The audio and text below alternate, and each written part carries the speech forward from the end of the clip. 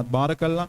අපි ඇගේ ආඥාව සමග එක්සත් වෙලා මේ රාත්‍රී කාලේ අපි ස්වාමින් වහන්සේට බාර වෙලා කිමු ස්වාමිනී ඔබ වහන්සේ අපි සමග සිටමින් දැන් අපිට ඔබ වහන්සේගේ දාසය තුලින් කතා කරන්නට කියලා.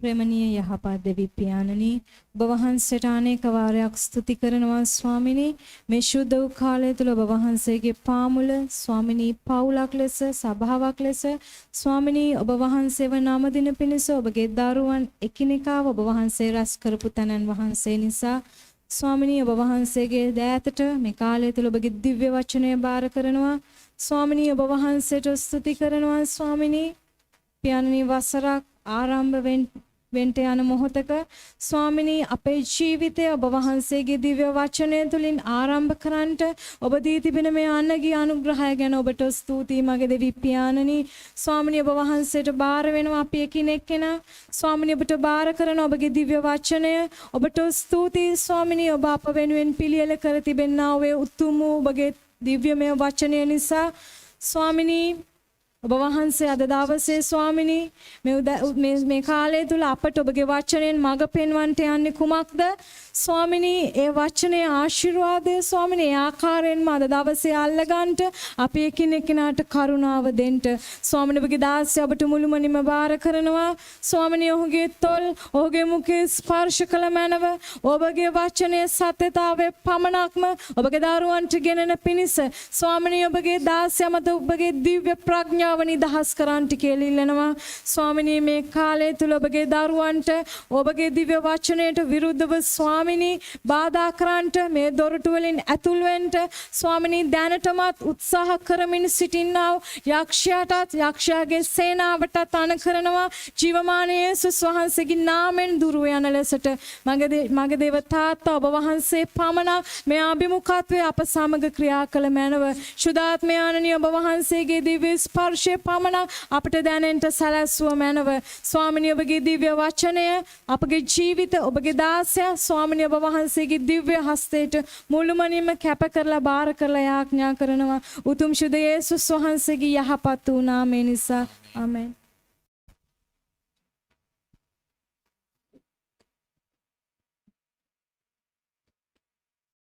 අපි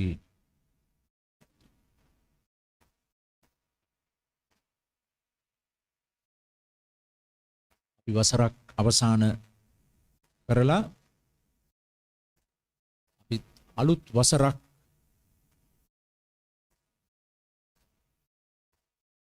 වසරකට අපි ළඟා වෙන පැය කීපයක කාලය තුල තමයි විනාඩි කීපයක කාලය තුල තමයි අපි සිටින්නේ අපි කොයි වගේ වසරක්ද අපි අවසන් කරමින් සිටියේ අපි කොයි වගේ වසරකටද අපි පැමිණෙන්ට යන්නේ අපි දැක්කා අපි කවුරුත් නොසිතූ ආකාරයට අපි දැන් මේ ගෙවමින් සිටින වසර ලෝකයක් හැටියට අපට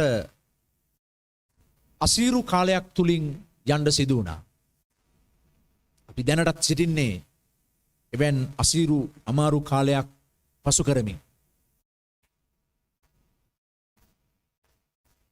මේ ආපු කාලයත් එක්ක අපි බලද්දී අපිට යම්කිසි විදියකින් උපකල්පනය කරන්න පුළුවන් අපි ලබන්ට යන වසර යම් ආකාර අසීරුතාවයන් වලින් ගමන් කරන්නට සිදු වේවි කියලා. ඒක අපි ප්‍රාර්ථනා කරනවා නෙවෙයි. නමුත් අපි ආපු ගමන එක්ක අපි බලනකොට අපි දැන් මේ ඉන්න වාතාවරණය දිහා බලනකොට අපිට ඉදිරි වසර ගැන කල්පනා කරද්දී අපිට යම්කිසි විදියකින් හිතන්න පුළුවන්කම තියෙනවා මේ ලෝකේ ඊටමත් අසීරු අමාරුකම් මැදින් ගමන් කරાવી කියලා. ප්‍රේමවන්ත සහෝදර සහෝදරි අපි සිටින්නේ එවැනි අසීරු අමාරු කාල පරිච්ඡේදයකයි. අපි කවුරුත් නොසිතන අපි කවුරුත් නොපතන ආකාරයේ අමාරුකම් අසීරුතාවයන් මැදින් සමහර විට අපට ගමන් කරන්නට සිදු වේවි. කොහොමද දෙවියන් වහන්සේගේ දරුවන් හැටියට අපි ඒ දෙස බලන්නේ? කොහොමද දෙවියන් වහන්සේගේ දරුවෙක් හැටියට අපි එවන් දේවල් අසීරුතාවයන් මැදින් අපි ජයග්‍රාහී සෙනගක් හැටියට ගමන් කරන්නේ. අපි ඒ ගැන තමයි අපි අද දවසේ අවධානය යොමු කරන්නට යන්නේ. අපි මතේවු 6 වන පරිච්ඡේදයට හරවලා අපි ඒකේ 25 වෙනි පදේ ඉඳලා 34 වන පදේ දක්වා කොටස කෙරෙහි තමයි අපි අවධානය යොමු කරන්නට යන්නේ. ඔබ කවුරුත් දන්න බයිබල් පරිච්ඡේදයක් මතේවු 6 වන පරිච්ඡේදය 25 වන පදේ සිට 34 වන පදේ දක්වා. හොඳයි අපි කියවමුද මතේවු 6 වන පරිච්ඡේදයේ 25 සිට 34 පද. එහෙයින් නුඹලාට කියමි. කුමක් කමුද කුමක් බොමුද කියා ජීවිතය ගැනවත් කුමක් අඳිමුද කියා ශරීරය ගැනවත් කනස්සලු නොවෙල්ලා. කෑමට වඩා ජීවිතයේද ඇඳුමට වඩා ශරීරයේද උතුම් නොවේද? ආකාශයේ පක්ෂීන් බලාපල්ලා. උන් වපුරන්නේවත් කපා ගන්නේවත් පටුවල රැස් කරන්නේවත් නැත. නුඹලාගේ ස්වර්ගීය පියාණන් වහන්සේද උන් පෝෂණය කරනසේක. නුඹලා උන්ට වඩා බොහෝ වටිනවා නොවේද? කනස්සලු වීමෙන් තමාගේ උසට එක්‍රියනක් එක් කරගන්නට නුඹලා අතරින් කවරෙකුට පුළුවන්ද? නුඹලා ඇඳුම් ගැන කුමක් නිසා කනස්සලු වන්නහුද? කෙතේ මානෙල් වැඩෙන හැටි කල්පනා කරපල්ලා. ඒවා වෙහෙසෙන්නේවත් නූල් කටින්නේවත් නැත. එහෙත් සාලමෝන් පවා සුවකීය සියලු ආශ්චර්යයන්හිදී ඒවායින් එකක් ලෙස පැළඳී නොසිටියේ යැයි නුඹලාට කියමි. මද ඇදහිල්ල ඇත්තෙනි. අද තිබී හෙට උදුනෙහි දමනු ලබන්නා වූ කෙතේ තෘණ දෙවියන් වහන්සේ මෙසේ පළඳවන සේක් නම් ඊට වඩා කොපමණ වැඩියෙන් නුඹලා නොපළඳවන සේක්ද? එහෙයින් කුමක් කමුද කුමක් බොමුද කුමක් අඳිමුද කියමින් කනස්සලු නොවෙල්ලා. මක් නිසාද මේ සියල්ල අන්‍ය ජාතීහු සොයති. මේ සියල්ල නුඹලාට ඕනෑ බව නුඹලාගේ ස්වර්ගීය පියාණන් වහන්සේ දන්නාසේක. නුමුත් පළමුකට උන්වහන්සේගේ රාජ්‍යද උන්වහන්සේගේ ධර්මිෂ්ඨකමද සොයා පල්ලා. මේ සියල්ලත් නුඹලාට දෙනු ලබන්නේය. එබැවින් හෙට දවස ගැන කනස්සලු නොවෙල්ලා. හෙට දවස ඒ ගැනම කරදර වන්නේය. දවසේ කරදරය ඒ දවසට සෑහෙයි. හොඳයි. අපි කවුරුත් නිතර අහලා තියෙන බයිබල් පරිච්ඡේදයක් කොටසක් මතේවු 6 වෙනි පරිච්ඡේදයේ 25 සිට 34. අපිට පේනවා මේ ස්ථානය මේ කොටස ජේසුස් වහන්සේගේ කන්ද උඩ දේශනාව. ඒ කන්ද උඩ දේශනාවේ උන්වහන්සේ දේශනා කළ කොටසක් තමයි මේ ස්ථානය අපි දැන් කියුවේ. මේ සම්පූර්ණ කොටසේ ප්‍රධාන අවධානය යොමු කරන දෙයක් තමයි කනස්සලු වීම සම්බන්ධව. කනස්සලු වීම. අපි කවුරුත් කාටත් ජීවිතේ කනස්සල්ල කියන එක පැමිණ තිබෙන්නට පුළුවන්. ඉදිරියේ පැමිණෙන්නත් පුළුවන්. කාටත් කියන්න බෑ කාටත් කනස්සල්ලක් ඇවිල්ලා නැහැ කියලා. එහෙමත් නැත්තම් අපි කාටත් කියන්න බෑ අපි කාටත් කවදාවත් කනස්සලු වීමක් එන්නේ නැහැ කියලා. කනස්සල්ල මිනිස්සෙකුගේ සිතුවිල්ලක්.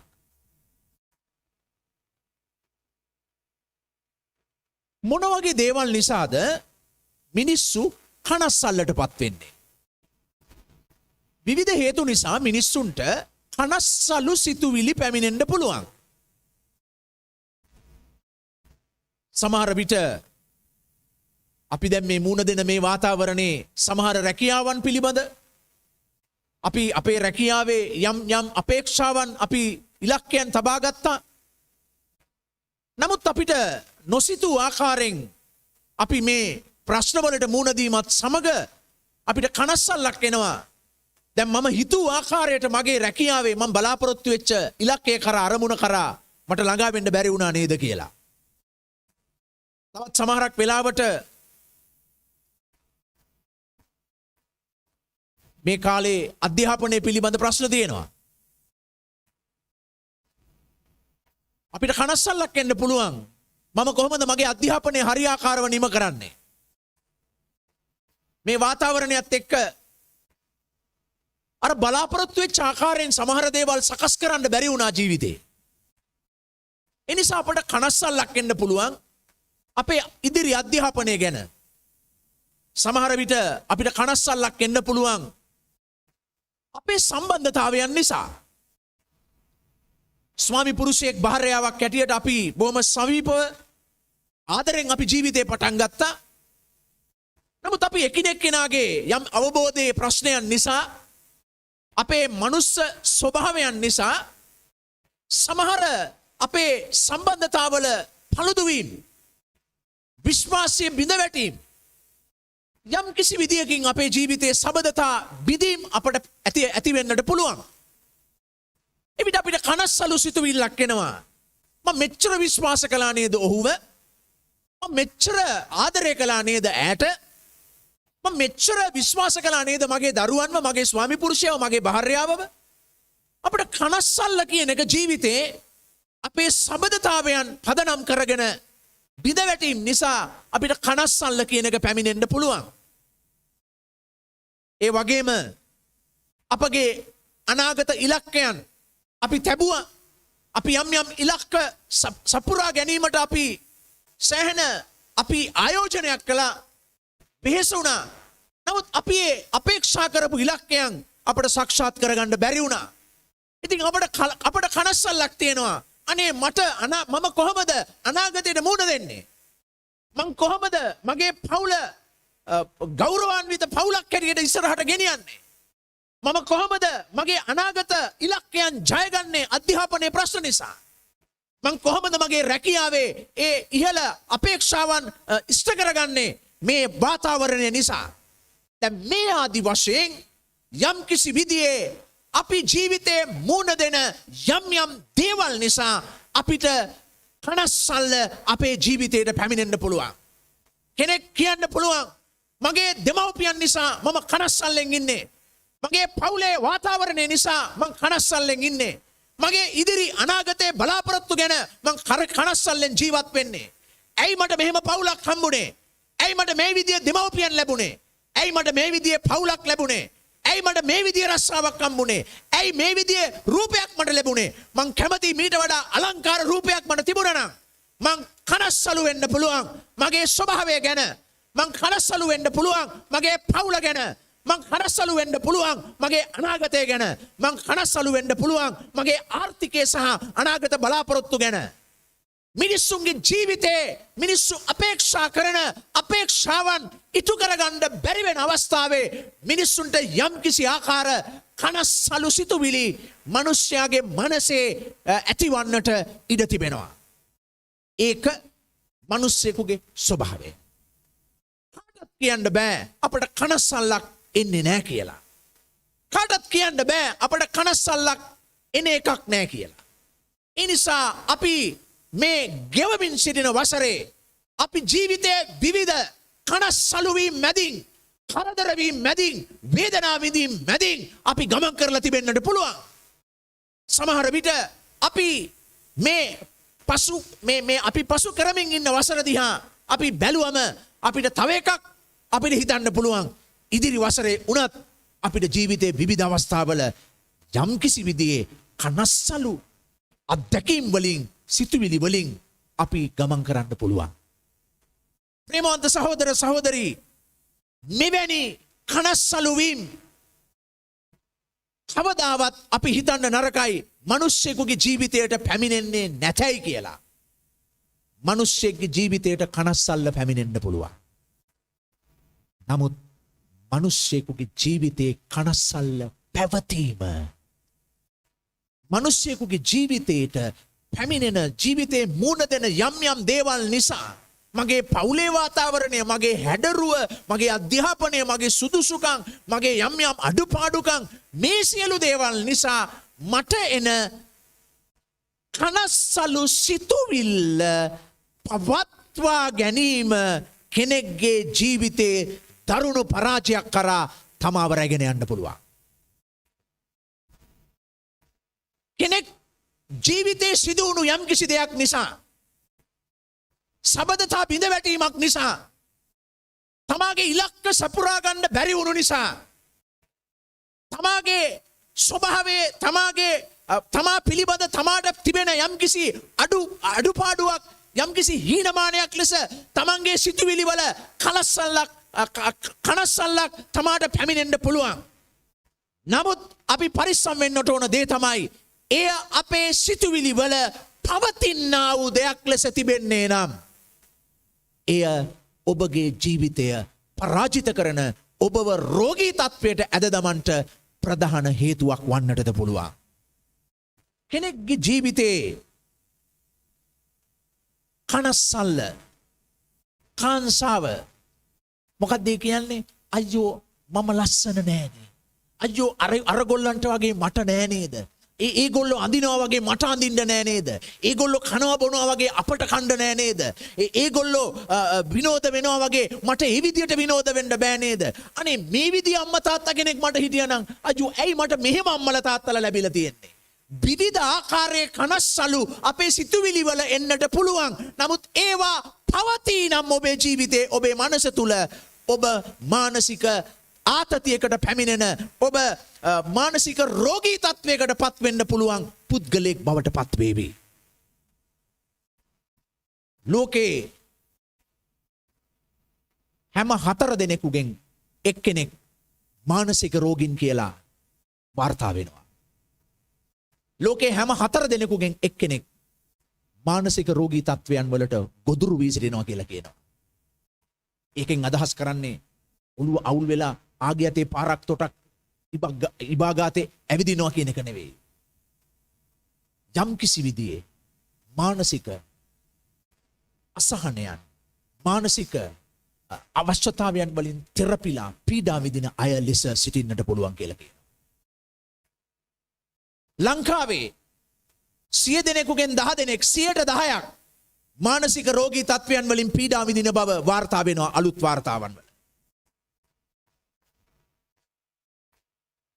ඇයි මේම සිදු වෙන්නේ? ඇයි මේ විදියට මානසික රෝගී තත්වයන් වලට ගොදුරු වෙන්නේ? ඇයි මේ විදියට මානසිකව කඩාගෙන වැටෙන්නේ මිනිස්සු? ජීවිතේ යම් කිසි දෙයක් සිදු වුණාම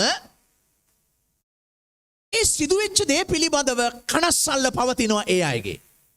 කාංසාව පවතිනවා. අනේ මම කැතයි. අනේ මම ලස්සන නෑ. අනේ මට ඒ විදියට දේවල් නෑ. අනේ මට මේ විදියේ සබඳතාවයන් නෑ. මට මේ විදියේ දෙයක් සිද්ධ වුණා. මං කවදාවත් හිතුවේ නෑ එයා මේ විදියට කරයි කියලා. අනේ ඇයි එහෙම කළේ? ඇයි එයා ඒ විදියට මගේ විශ්වාසය බින්දේ?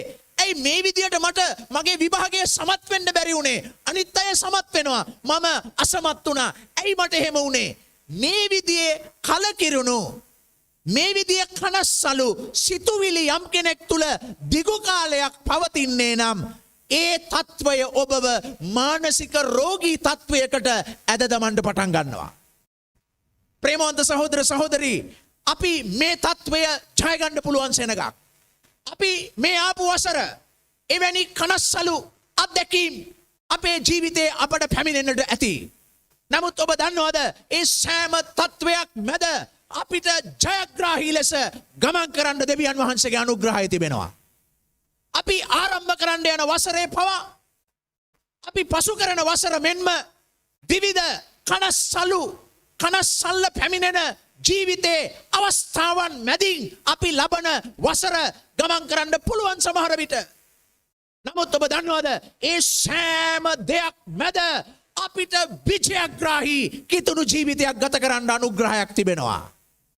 අද අපිට අවශ්‍යයි ලබන වසරේ අපට අවශ්‍යයි අපේ ජීවිතේ මුණ දෙන ඕනෑම අභියෝගයක් ඕනෑම අමාරුකමක් ප්‍රශ්නයක් නොසිතූ අවස්ථාවක අපි මුණ දෙන ගැටලු මැද්දේ අපට ලබන වසරේ අවශ්‍යයි ජයග්‍රාහී ආශිර්වාදලත් උන්වහන්සේගේ දරුවෙක් ලෙස ගමන් කරන්නට.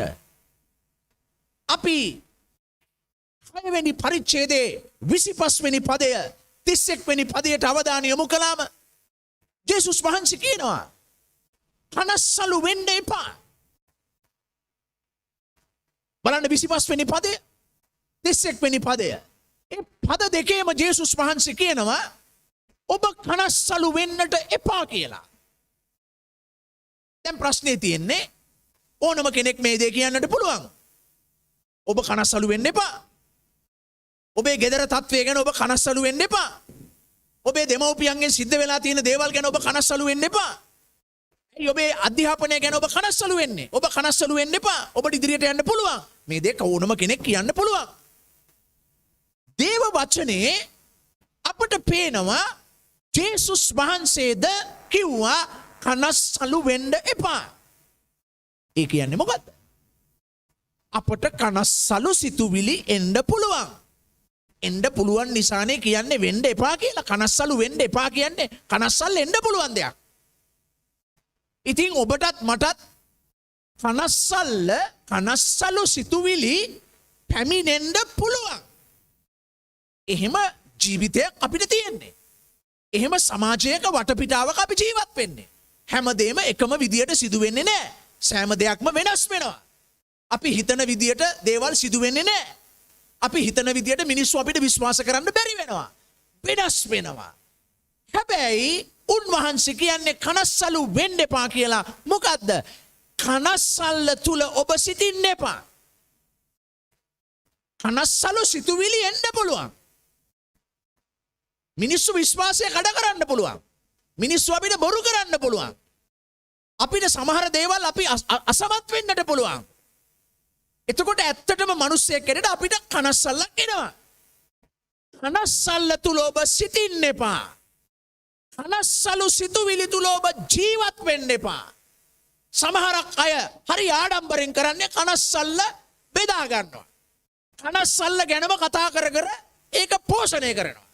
බලන්නකො මිනිස්සු මට මෙහෙම කළා නේද? බලන්නකො මට මෙහෙම ප්‍රශ්නයක් ආව නේද? බලන්නකො දැන් කොහොමද ජීවිතේ මුණ දෙන්නේ? මොකද්ද මේ ජීවිතේ? බලන්න අපි ක්‍රිස්තියානි කාරයෝ අපි ජේසුව දන්නවා. ඒත් බලන්නකො දැන් ඔක්කොම දේවල් අපි පවත්වාගෙන සිටින්න පුරුදු වෙලා තියෙනවා. ඒ නිසා අපි කනස්සල්ලේ ගිලිලා ඉන්නේ. දේව වචනේ කියන්නේ කනස්සලු වෙන්න එපා. කනස්සලු සිතුවිලි එයි. අපි මූණ දෙන දේවල් නිසා කනස්සලු සිතුවිලි මිනිස්යන්ට එනවා. ඒක එන්නේ නැහැ කියලා කියන්න බෑ. නමුත් කනස්සලු වෙන්න එපා කියලා අපට යේසුස් වහන්සේ කියනවා. එහෙනම් අපි කනස්සල්ල පවත්වාගෙන හිටියොත් ඒක අපේ ජීවිතේට ශාරීරිකවත් මානසිකවත් ආත්මිකවත් දරුණු හිංසාවන් පමුණවන්න පුළුවන්. දරුණු රෝගී තත්වයකට අපේ ජීවිතය ඇද දමන්න පුළුවන් කනස්සල්ල පවත්වාගෙන හිටියොත්. ඒ නිසායි උන්වහන්සේ කියන්නේ කනස්සලු වෙන්න එපා. ඉතින් කනස්සලු වෙන්න එපා කියලා උන්වහන්සේ අපට කියනවා 6 වෙනි පරිච්ඡේදයේ 27 28 පදවල කියනවා කනස්සල්ල තබාගෙන හිටියා කියලා අපිට ලැබෙන දෙයක්වත් නැහැ කියලා. බලන්න 27 වෙනි පදේ 28 වෙනි පදේ දිහා ඔබ තනියෙන් කියවගෙන බලන්න. ඒ පදේ කියවගත්තම ඔබට පෙනෙයි කනස්සලු වීමෙන් අපට අපේ උසට එක රියනක් එක් කරගන්න පුළුවන්ද කියලා අහනවා. නුඹේ ආයු ප්‍රමාණය ඔබට වැඩි කරගන්න පුළුවන්ද කියලා අහනවා. ඔබ කනස්සලු වුණා කියලා. එහෙනම් අපිට පේන්නේ මොකක්ද ඒකෙන්? කනස්සල්ල නිසා අපිට ලබා ගන්න පුළුවන් දෙයක් නැහැ. එහෙනම් කනස්සල්ල වැපුරුවා කියලා කනස්සල්ල කතා කර කර හිටියා කියලා ඒක ගැන කල්පනා කර කර හිටියා කියලා ඔබට ලැබෙන දෙයක් නැහැ. බයිබලයේ කියන්නේ කනස්සල්ල නිසා අපිට ලැබෙන දෙයක් නැහැ කියලායි කියන්නේ. කනස්සල්ලෙන් අපට ලබා ගන්න පුළුවන් දෙයක් නැහැ. ලැබෙන්නේ මොනවද? තවදුරටත් කලකිරෙන එක. තවදුරටත් එපා වෙන එක. මිනිස්සුන් එපා වෙනවා. ජීවිතේ එපා වෙනවා. රැකියාව එපා වෙනවා. ඉදිරි ගමන අපැහැදිලි වෙනවා. කිසිවක් හිතා ගන්න බෑ. ශාරීරිකව දුර්වල වෙනවා. මානසිකව දුර්වල වෙනවා. හැම පැත්තෙම කඩාගෙන වැටෙනවා. කනස්සල්ල අපිට ලබා දෙන දෙයක් නැහැ. ඒ නිසා ප්‍රේමවන්ත සහෝදර සහෝදරි අපි අලුත් වසරකට අපි ඇවිත් සිටිනවා. මේ අලුත් වසර තුල අපිට පැමිණෙන ඕනෑම අභියෝග හමුවේ අපි විජයග්‍රාහී ආශිර්වාදලත් උන්වහන්සේගේ දරුවන් වන්නට නම් අපි මොනවද කරන්න අවශ්‍ය කියලා අපි බලන්නට යනවා මේ අලුත් වසරේ මේ උදෑසන දෙවියන් වහන්සේගේ වචනෙන්.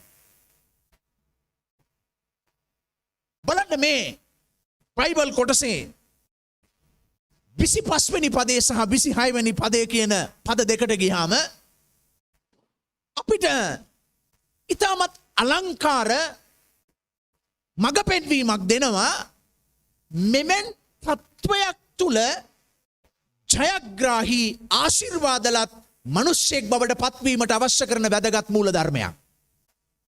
ඒක 25 26 පද දෙකේ තියෙනවා. ඒක කැටි කරලා මම ඔබට මෙසේ කියනවා නම් මෙන්න මෙහෙම කියන්න පුළුවන්.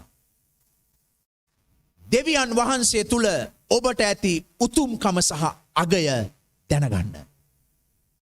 මොනවද මේ බයිබල් පදේ කියන්නේ? මේක කියනවා ඔබ පක්ෂීන්ට වඩා කොතරම් අගනේද? අහසේ පියාසල කරන පක්ෂීන් දෙස බලන්න. උන් වපුරන්නේවත් කපන්නේවත් අටුවල රැස් කරන්නේවත් නැත. නමුත් ඔබගේ ස්වර්ගීක පියාණන් වහන්සේ උන් පෝෂණය කරනසේක.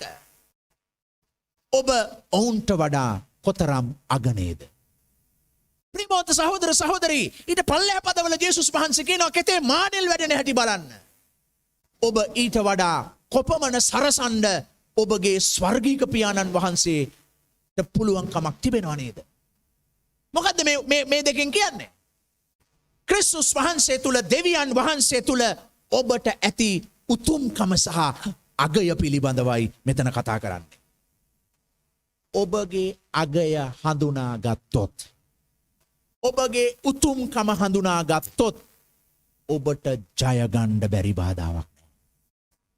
අද ගොඩක් අය පරාජය වන්නේ ජීවිතයට මුණ දෙන ජීවිතේ මං කිව්වා කනස්සල්ල එන්නේ නැහැ කියලා කාටවත් සහතිකයක් දෙන්න බෑ. කනස්සල්ල ඇවිල්ලා නැහැ කවදාවත් කියලා කාටවත් කියන්න පුළුවන් කමක් නැහැ. ඒ නිසා ඔබට කනස්සල්ල පැමිණෙන්න පුළුවන්. නමුත් ඔබ ජය ගන්න නම් ඔබ ගාව මේ වටිනාකම ඔබ අල්ල ගන්නට ඕන. ඔබ මොනතරම් උතුම් කෙනෙක්ද දෙවියන් වහන්සේ තුල කියන එක ඔබ තේරුම් ගන්නට අවශ්‍යයි. ඔබව දෙවියන් වහන්සේ අසම සම ලෙස මවා තිබෙන්නේ. මේ ලෝකේ ඔබට සම කරන්න පුළුවන් කෙනෙක් නැහැ. දෙවියන් වහන්සේ මේ මුළු විශ්වය මවලා උන්වහන්සේගේ ස්වරූපය ඔබ තුල තබලා උන්වහන්සේ ඔබව උන්වහන්සේගේ සමානත්වයෙන් මැව්වා. ප්‍රේමවන්ත සහෝදර සහෝදරී, ඔබ තරම් උතුම් මැවිල්ලක් මේ පොළවේ තවත් නැහැ. දෙවියන් වහන්සේ ඔබට දුන්නු උතුම් ත්‍යාගය ඇඳුම් නෙවෙයි. මේ ලෝකේ ඔබට ලැබිලා තියෙන උතුම් ත්‍යාගය මිනිස්සු නෙවෙයි. මේ ලෝකේ ඔබට ලැබිලා තියෙන උතුම් ත්‍යාගය ධනය නෙවෙයි. මේ ලෝකේ ඔබට දෙවියන් වහන්සේ දී තිබෙන උතුම් ත්‍යාගය තමයි ඔබේම ජීවිතය. ඔබට දෙවියන් වහන්සේ දුන් ජීවිතයයි ඔබ පාවිච්චි කරන්නේ. දෙවියන් වහන්සේ ඔබට දුන් ජීවිතය අරගෙනයි ඔබ මේ සියලු දේවල් රස විඳින්නේ. දෙවියන් වහන්සේ ඔබට දුන්නේ ඇඳුම් නෙවෙයි.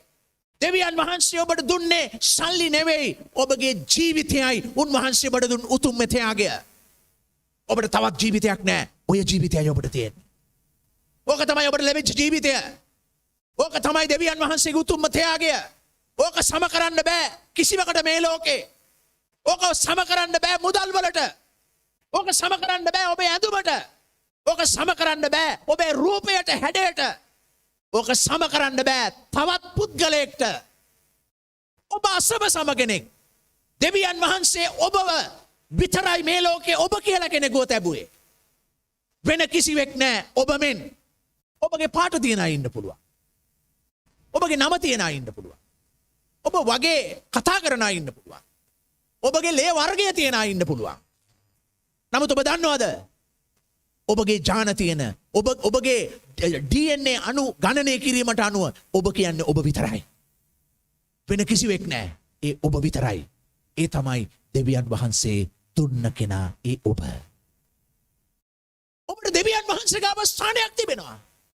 ඔබට දෙවියන් වහන්සේ ගාව හිමි තැනක් තිබෙනවා. දෙවියන් වහන්සේ ගාව ඔබට හිමි ස්ථානයක් තිබෙනවා. ඒක ඔබ තේරුම් ගන්න ඕන. ඔබ උතුම්. ඔබට වඩා සම කරන්න පුළුවන් කිසිවෙක් මේ ලෝකේ නැහැ. දෙවියන් වහන්සේ අසම සම ලෙස උන්වහන්සේගේ හැඩයෙන් ඉමේජ් උන්වහන්සේගේ ස්වරූපෙන් යුක්තව උන්වහන්සේ ඔබ නිර්මාණය කර තිබෙනවා.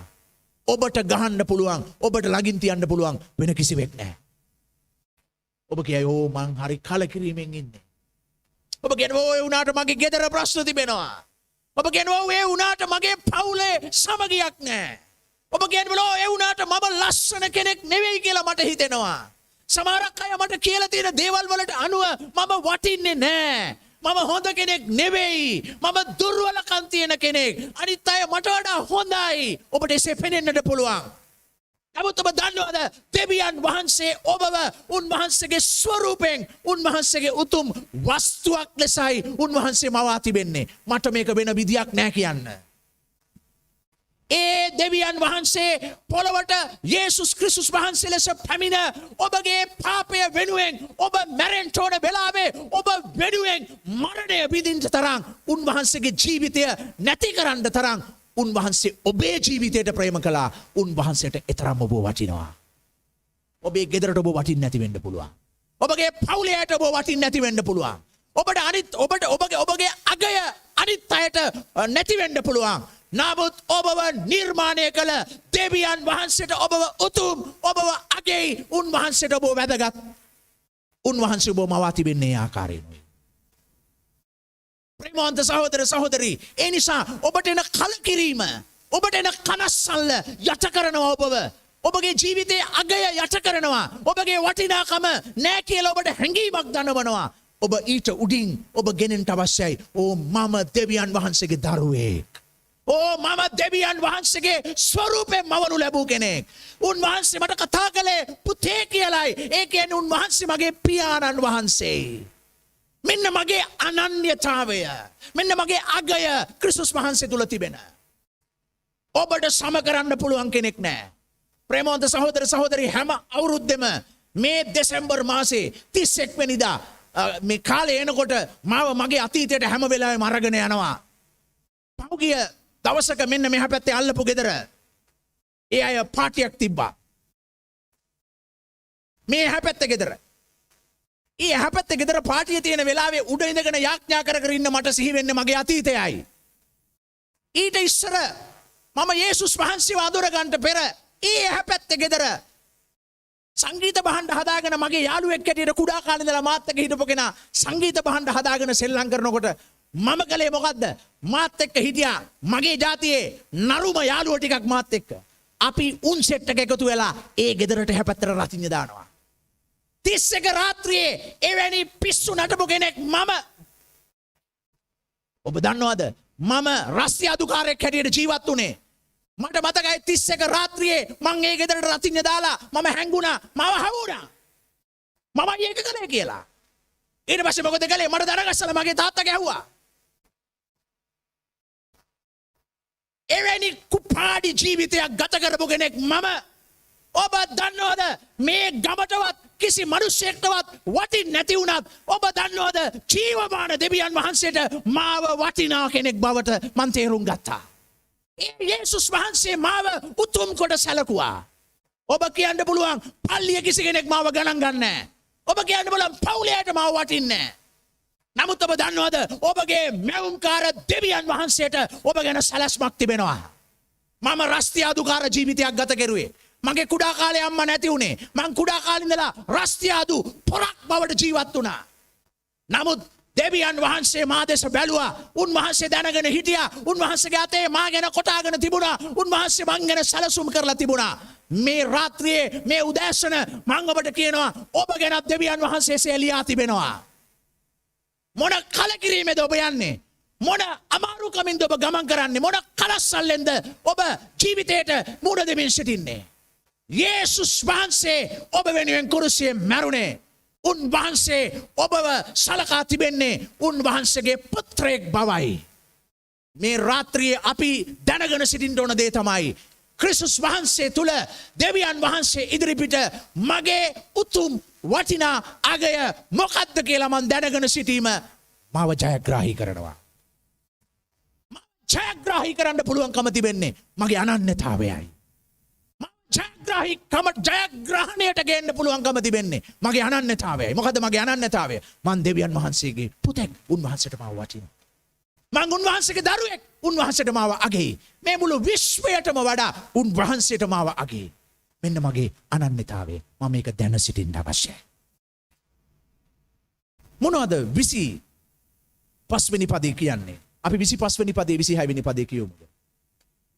එහෙයින් නුඹලාට කියමි.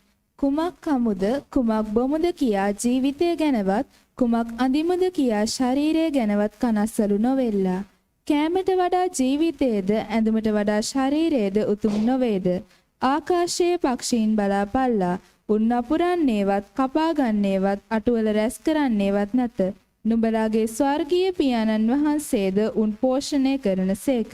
නුඹලා උන්ට වඩා බොහෝ වටිනවා නොවේද? දැන් ජේසුස් වහන්සේ කිව්වේ පක්ෂීන් දිහා බලන්ඩ උන්ට වඩා ඔබ වටිනවා කියලා. දැන් මම චුට්ටක් අවධානය යොමු කරන්නම් පක්ෂීන් ගැන. ඔබට දැන් මේ තිරේ පෙනෙයි යම්කිසි පක්ෂියෙක්. මම ඔබට පක්ෂීන් 3 දෙනෙක් ගැන විතරක් කියන්නම්. බලන්න ඔබට මේ තිරේ පක්ෂීකෝ පේන්න පුළුවන්. දැන් පක්ෂියා පේන්නේ නැහැ. මොකක් හරි ප්‍රශ්නයක් මේ මල්ටිමීඩියාව ක්‍රියාත්මක කරන අයගේ. දැන් පළවෙනි පක්ෂියා තමයි ඔබ කවුරුත් අහලා තියෙනවා බට්ටිච්ච කියලා එකෙක්. අහලා තියෙනව නේද? චූටික්ක කියනවාද බට්ටිච්ච කියනවා. ඒකට කියන්නේ පැණිකුරුල්ලා කියලා. දැන් මේ පැණිකුරුල්ලා කියන පක්ෂියා ඊටමත් කුඩයි. අපේ ගෙදරට උදෑසන එනවා. අපි ඉස්සර ගහක් තියෙනවා. ඒ ගහේ පැණි බොණ්ඩ මේ පැණිකුරුල්ලෝ එනවා. එකෙක් දෙන්නෙක් එනවා. මේ තරම් විතර ඇති. උගේ ප්‍රමාණයෙන් මේ තරම් විතර ඇති පැණිකුරුල්ලා. දැන් මේ පැණිකුරුල්ලා ඉතා දක්ෂයිලු. උගේ කූඩුව මේ කඩා වැටිලා තියෙන මකුණු දැලක බඳින්න තරම්. දැන් මකුණු දැලේ මකුළුවට අරනකොට වෙන කඩක් තින්න බෑනේ. හැබැයි මේ පැණිකුරුල්ලාගේ හැකියාව කොච්චරද කියනවා නම් උගේ වටිනාකම කොච්චරද කියනවා නම් උට හැකියාව තියෙනවලු කඩා වැටිලා තියෙන මකුණු දැලක වුණත් උගේ කූඩුව හදන්න.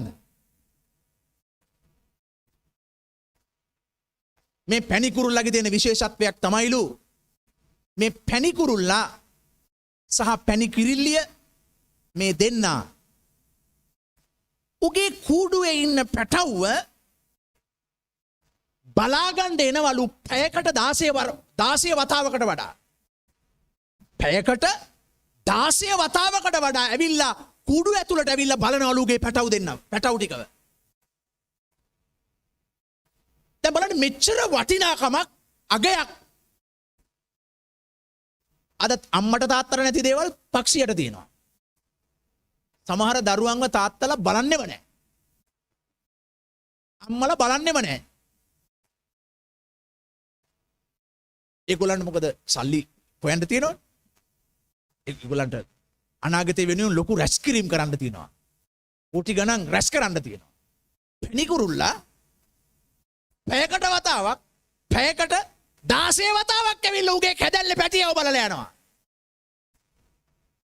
දේව ස්වරූපයෙන් මවපු මිනිසයා මොනතරම් වැටිලාද? දෙවියන් වහන්සේගේ උතුම්කම දීලා මවපු මිනිසයා මොනතරම් කඩා වැටිලාද? කොහෙද යන්නේ මිනිසයා? පැණිකුරුල්ලට තියෙන අගේ මිනිස්සුන්ට නෑ ආද එතකොට. ප්‍රශ්නේ දෙවියන් වහන්සේගේ නෙවෙයි. ඔබගේ අගය, ඔබගේ උතුම්කම, ඔබගේ වටිනාකම ඔබ බාල්දු කරගෙන තියෙන්නේ. අවතක්සේරු කරගෙන තියෙන්නේ. මේ පැණිකුරුල්ලා. ඊළඟට බලන්න තව කුරුල්ලෙක් ඉන්නවා. මොකක්ද ඒක? ඒකට කියනවා කොට්ටෝරුව කියලා. දැන් කොට්ටෝරුව වර්ග ඉන්නවා. දැන් මං ඒව ගැන කියන්නේ. කොට්ටෝරුව. මොකද්ද මේ කොට්ටෝරුවගේ විශේෂත්වය? ඔබ බලන්න හැකියාවක් තියෙනවලු දිනකට දවසකට උගේ හොටෙන් කොටන්ඩ වේගෙන් ගහක් සිදුරු කරන්න තරම් වේගෙන් කොටන්ඩ ඌට දිනකට අව 10000ක් වාරගානට 10000ක් වාරගානක් කොටන්ඩ හැකියාව තියෙනවා. අපිට ඇඟිල්ලෙන් අයින්නත් අමාරුයි. දිනකට කොට්ටෝරුවට දිනකට නෙවෙයි. ඔව් දිනකට උට කොටන්ඩ හැකියාව තියෙනවලු වේගෙන් වාර 10000ක්. ඌට තප්පරයකට පුළුවන්ලු තප්පරයකට පුළුවන්ලු 20 වාරයක් කොටන්න. තප්පරයක්. වාර 20ක් කොටන්න පුළුවන්ලු. ඒ කියන්නේ මොනතරම් ස්පීඩ්ද වේගවත්ද උගේ කෙටීම. දැන් කියනවා මිනිහෙකුගේ ඔළුවෙන් ඒ විදියට ඔළුව චලනය කරෝති මිනිහෙක් කොට්ටෝරුව එච්චර වේගෙන් තමන්ගේ ඔළුව දැන් හොට තියෙන ඔළුවේනේ නේද? හොට වලිගේ නෑනේ. හොට තියෙන්නේ ඔළුවේ. එතකොට මේ හොටෙන් කොට්ටෝරුව කොටනවා නම් උගේ ඔළුව කොච්චර කම්පණය වෙනවද? ඒ විදියට මිනිහෙක් ඔළුව චලනය කළොත් එහෙම ඇතුලේ ලේ වහනය වීමක් සිදු වෙලා මිනිස්සෙක් මැරෙනවලු. මිනිස්සෙකුට බැහැලු එක කරා. ඔබ බලන්න දෙවියන් වහන්සේ මවල තියෙන කොට්ටෝරුවෙක් කුරුල්ලෙක් මොනතරම් අගයන් තියෙනවද? එච්චර අගයන් ගැන කතා කරනකොට මේක අහගෙන ඉන්න අය කතා කරන අපි දන්නේ අපේ අගය මොන වගේද කියලා දෙවියන් වහන්සේකට පිට. උන්වහන්සේ කියනවා ඔබව මම මැව්වා මගේ ස්වරූපය තැබුවා. ඒක කොට්ටෝරුවට නෑ. මගේ ආත්මය ඔබ තුල තැබුවා. ඒක මේ පැණි කුරුල්ලට නෑ. ප්‍රේමවන්ත සහෝදර සහෝදරි අද අපි පරාජය වෙන්නේ ඇයි? අපි ඇයි කඩා වැටෙන්නේ? හේතුව අපි දන්නේ අපේ අගය වටිනාකම කොයි ආකාරද කියලා. ඒක තේරුම් ගත්ත මිනිස්සෙක් ඇත්නම් ඔහු ජයග්‍රාහී කෙනෙක්. ඊළඟට බලන්න දැන් මේ කොට්ටෝරුව ගැනම තවත් කරුණක් දෙකක් කියනවා නම් මෙවැනි වේගයකින් කොට්ටෝරුව සාමාන්‍යයෙන් හුඹසක් හරි නේද? හදන්නේ හුඹසක්. හරි? හුඹසක්. මේ වචන එක අමුතුයි වගේ නිකන්. හරි? හදන්න නම් කූඩුවක් හදන්න නම් හුඹහක් ඇති කරන්න නම් කොට්ටෝරුව සාමාන්‍යයෙන් භාවිතා කරන්නේ අවුරුදු 100කට වඩා පැරණි ගහක්ලු. මේ වර්තමාන සොයා ගැනීමක් අනුව මේක කියන්නේ. ලේඛකෙක් ඔහු සඳහන් කරනවා වර්තමාන සොයා ගැනීම අනුව කොට්ටෝරුවක අවුරුදු 100කට වඩා පැරණි ගහක් වෙනවලු කොටන්න. එතකොට ඔබ බලන්න උගේ ඔලු කට්ට නිර්මාණය වෙලා තියෙන්නේ ඒ ඕනම කම්පනයකට එවැනි වේගවත් කම්පනයකට ඔරොත්තු දෙන විදියටලු උගේ ඔලු කට්ට නිර්මාණය වෙලා තියෙන්නේ. මේ කොට්ටෝරුව ගැන කියන්නේ මෙන්න මෙහෙමයි. පරිණාමවාදයට අභියෝග කරන්න පුළුවන් සතා කොට්ටෝරුව කියලා කියනවා. එදා මිනිස්යා මැව්ව දෙවියන් වහන්සේ.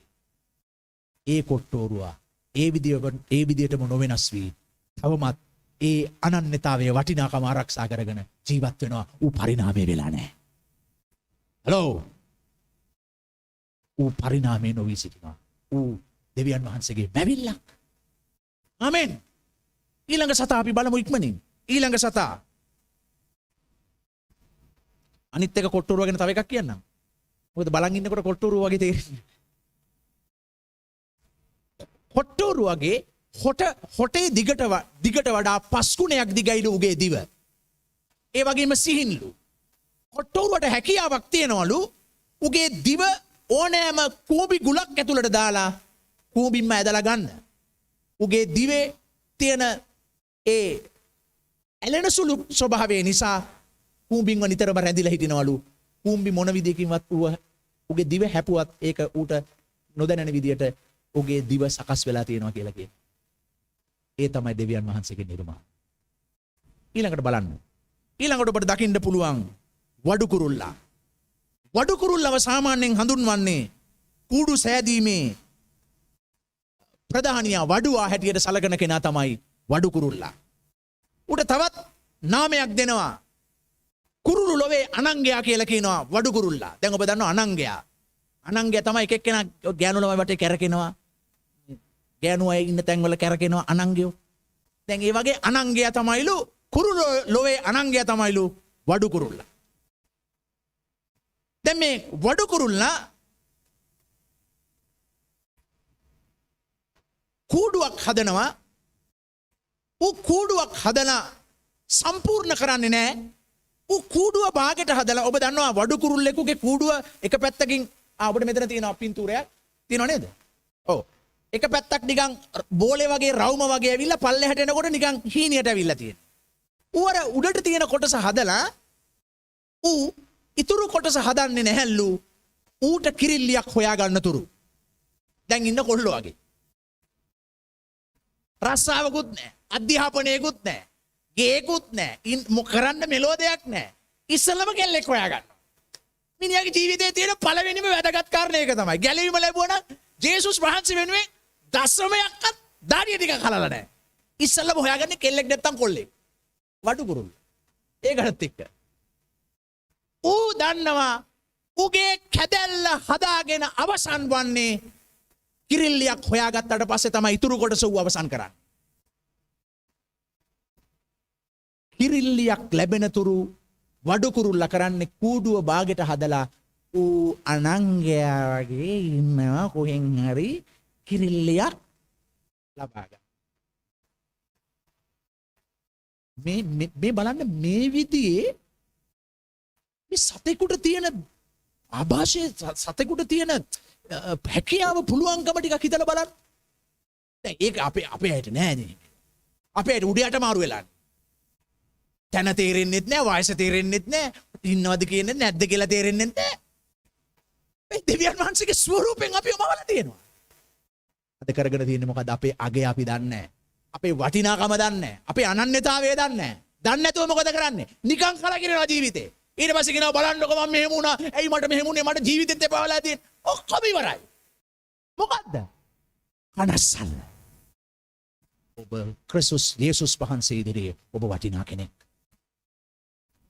මගේ අගය වටිනාකම මං අල්ලගත් එක ගැන මට කියනවනම් තව රාත්‍රියක් ඉවරනකම් මට කියන්න. එච්චරට දුර්වල කලකිරුණු ජීවිතයක හිටපු මම දන්නවා දෙවියන් වහන්සේ මගේ පියාණන් වහන්සේ. මන් දන්නවා උන්වහන්සේ මව් ගර්භය සාදන විට මාව උන්වහන්සේ සැලසුම් කළා කියලා. එසේමයි ඔබවත්. ඒ දෙවියන් වහන්සේ ඔබට දීලා තියෙන වටිනාකම, අගය, උතුම්කම ඔබ අල්ලගත්තොත් ඔබට පරාජය කරන්න බැරි දෙයක් නෑ මේක. ඉතින් මේ වඩු කුරුල්ලා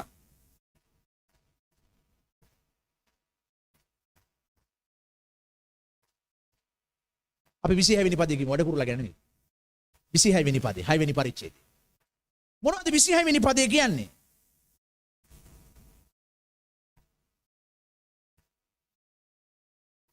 ජේසුස් වහන්සේ කියනවා ඔබ උන්ට වඩා බොහෝ අගනා නොවේද? ජේසුස් වහන්සේ කියනවා ඔබ උන්ට වඩා බොහෝ වටිනවා නොවේද? උතුම් නොවේද? දැන් උන්වහන්සේ අපට දී තිබෙන උතුම්කම අපි තේරුම් ගන්නෑ. නමුත් පක්ෂියෙක් දිහා බැලුවම අපිට පේනවා උගේ ඌට තියෙන වටිනාකම. ප්‍රේමවන්ත සහෝදර සහෝදරි කෙනෙක් තමන්ගේ අගය වටිනාකම තේරුම් ගත්තේ නැත්නම් ඔහු ජීවිතේ කලකිරෙනවා. ඔව් හැම වෙලාවෙම කියන මට සල්ලි නැහැ.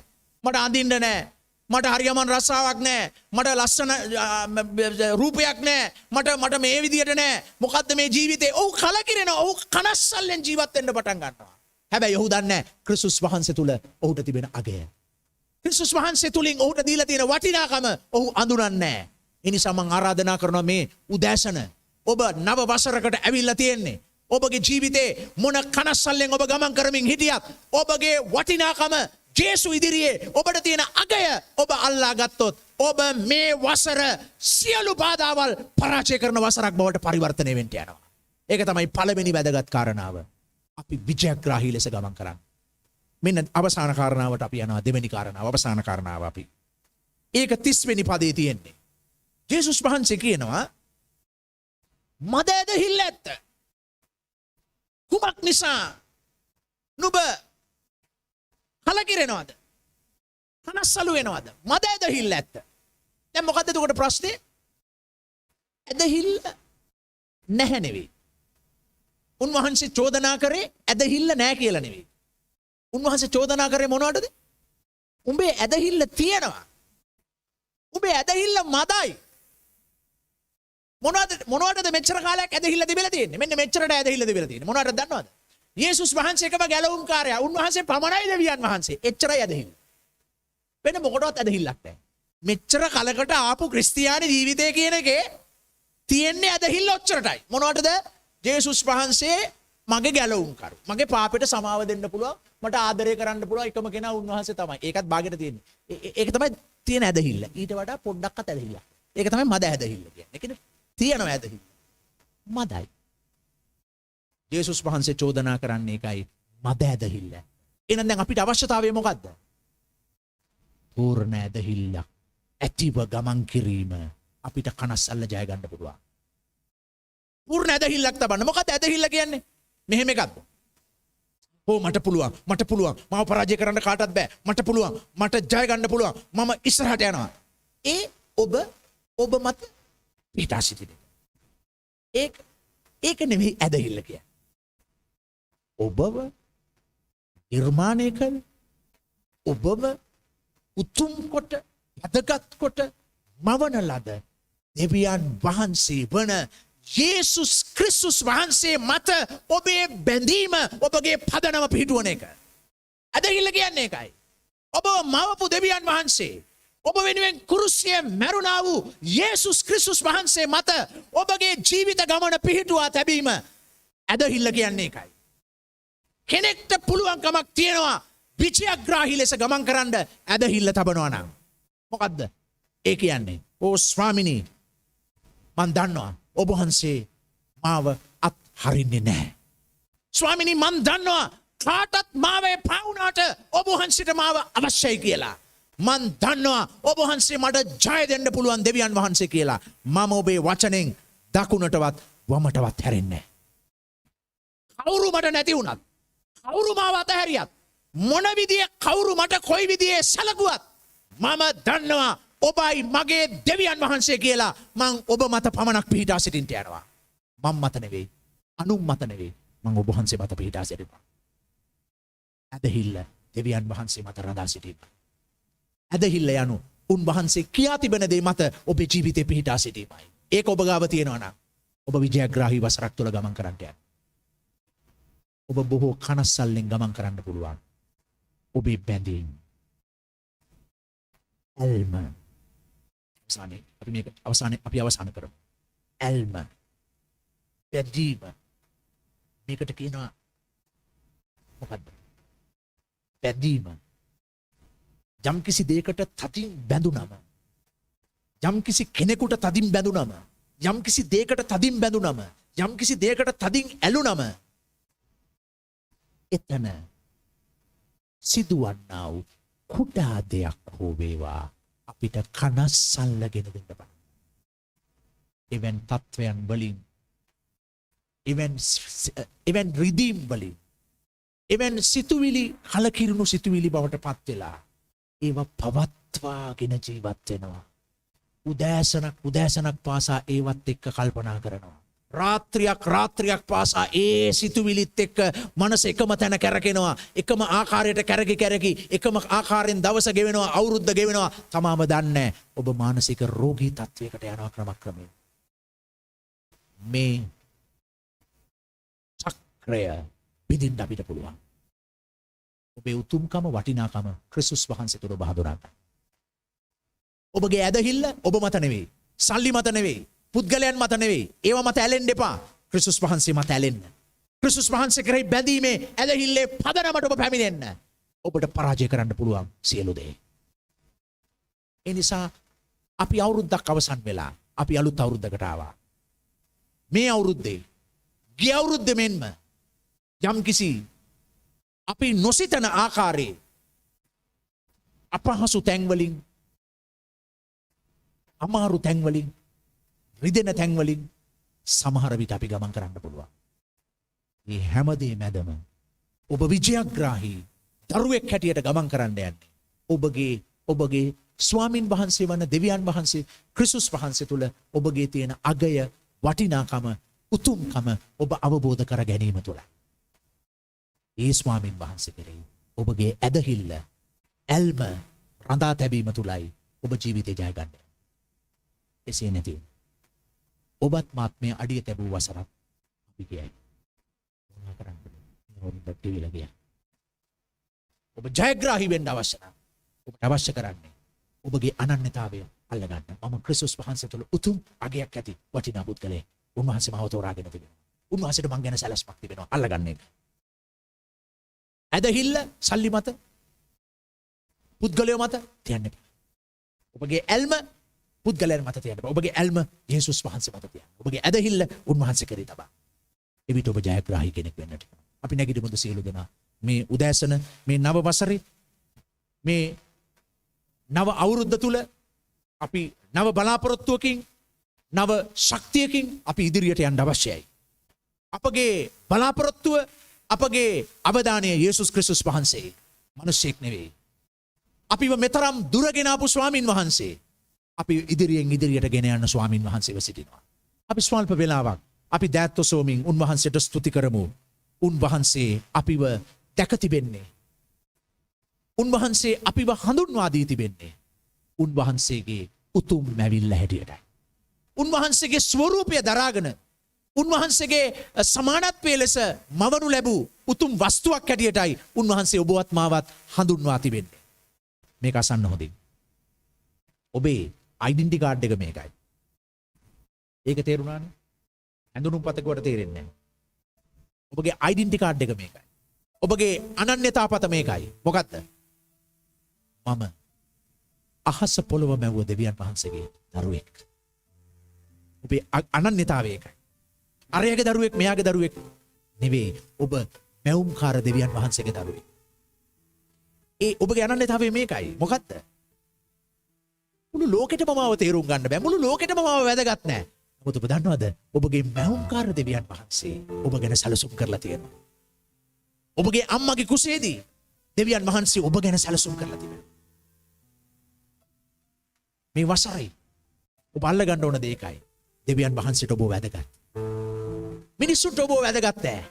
ඔබගේ රූපය ඔබට වටින්නේ නෑ. ඔබගේ අනාගතය ගැන ඔබට පැහැදිලි නෑ. නමුත් ඔබ දන්නවද ඔබගේ දෙවියන් වහන්සේට ඔබ ගැන මහා සැලැස්මක් තියෙනවා. අන්න ඒක අල්ලගන්න මේ උදෑසනදී. ඒක අල්ලගෙන සිටින්න. ඒක අල්ලගෙන කියන ස්වාමීනි ඔබට ස්තුතියි. පියාණනි ඔබට ගෞරව වේවා දෙවි පියාණනි ප්‍රශංසා වේවා. ස්වර්ගික පියාණනි ඔබ දුන් මේ නව වසර ගැන අපි ඔබට ස්තුතිවන්ත වෙනවා. ස්වාමිනී අපේ ජීවිතේ අපි මේ ආරම්භ කළ මේ අලුත් වසර මොන ආකාර වාතාවරණයක් මැදින් ගමන් කරන්න සිදු වුණත් ස්වාමිනී ඔබ වහන්සේගේ නාමය සාක්ෂි දරන ඔබගේ නාමය මේ පොළවේ මහිමයට